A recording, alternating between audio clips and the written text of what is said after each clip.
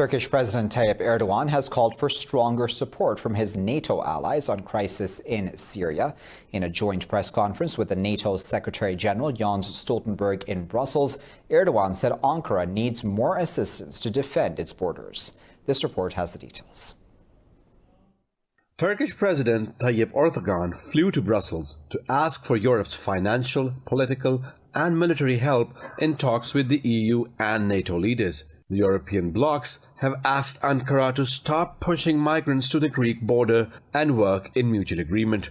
Today's discussion focused on mapping the areas on which we can work, both in the EU's interest and in Turkey's interest.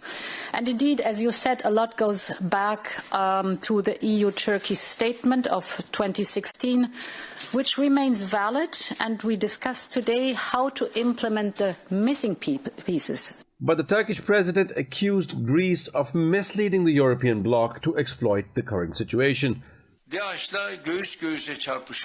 It is beyond reason and understanding that an ally and a neighboring country points towards Turkey as the one responsible for the wave of irregular migration. And I have expressed to the distinguished Secretary General that we are not going to allow this country to use this current situation and use the European Union in order to obtain unjust gains for itself. Erdogan says Turkey needs more support from NATO to safeguard its borders. He said the crisis in Syria threatens the region and all of Europe, adding that no European country has the luxury to remain indifferent.